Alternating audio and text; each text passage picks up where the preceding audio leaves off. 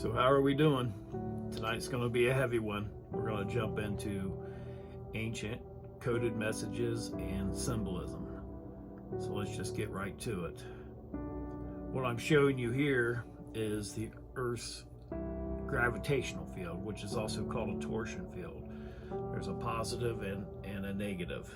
And you can see how it represents and how it basically protects the Earth.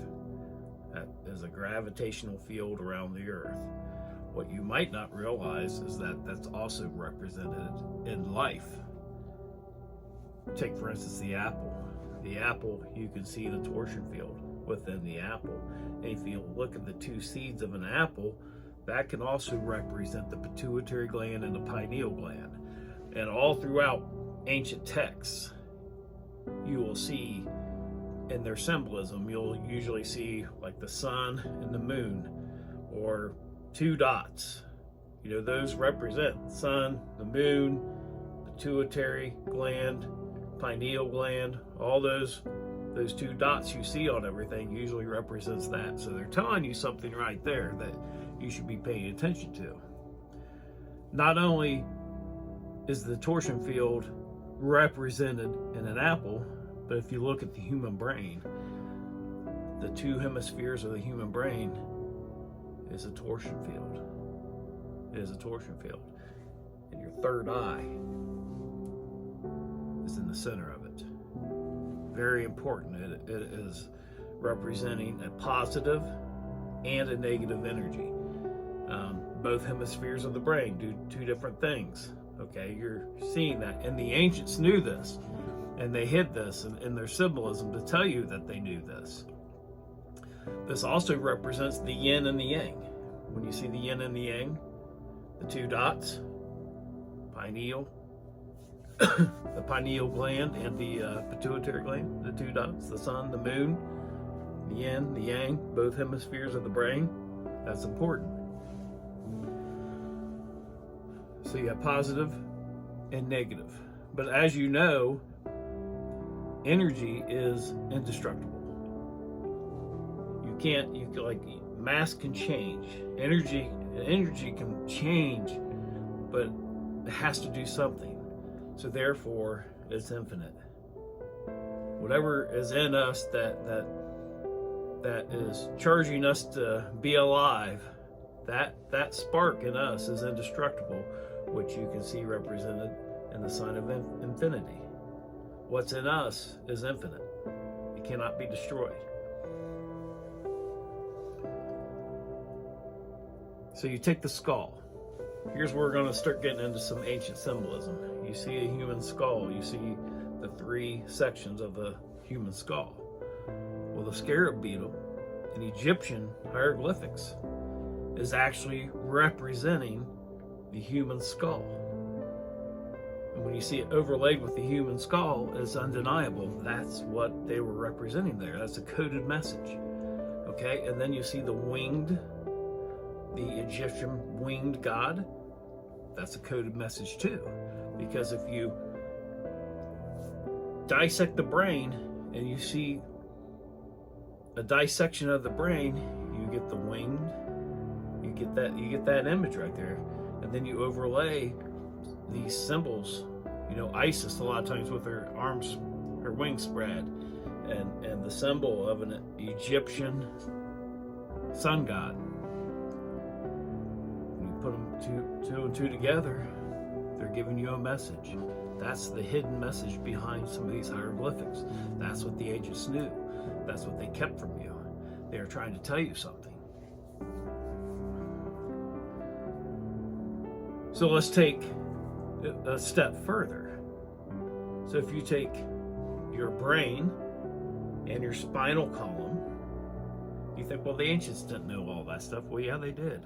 Even in the Hindi text, Ganesh represents your brain and spinal column. Ganesh, the god Ganesh in the Eastern culture, is representing the human brain and the spinal column. And if you just look at it, you can see the representation of that. But it goes even further. So if you take the human brain and the skull and the spinal column, well, guess what? Your spinal column is representing Jacob's ladder.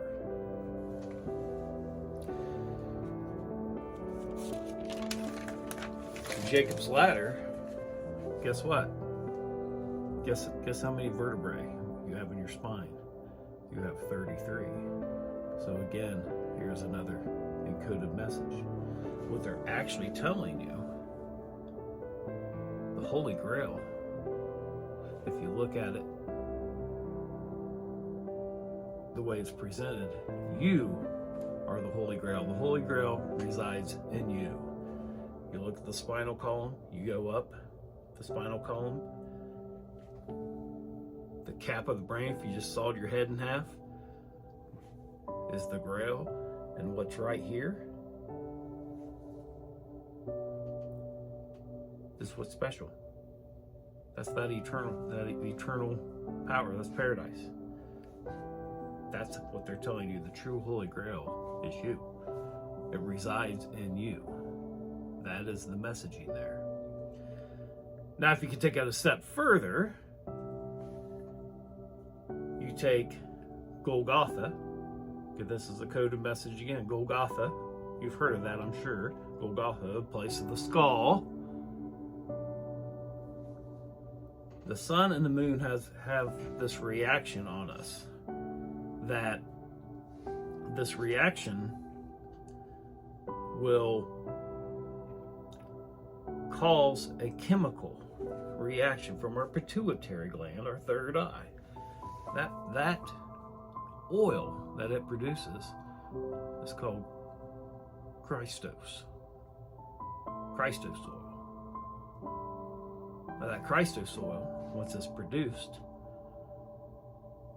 travels down 33 vertebrae, and it sits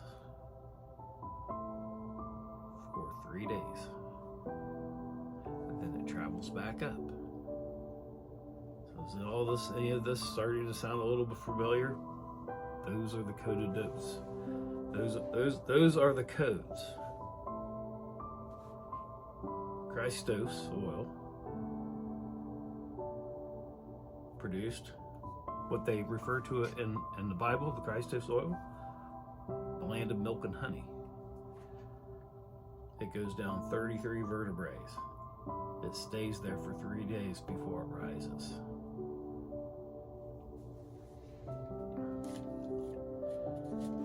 So the true message, when you start getting into this a lot deeper, is that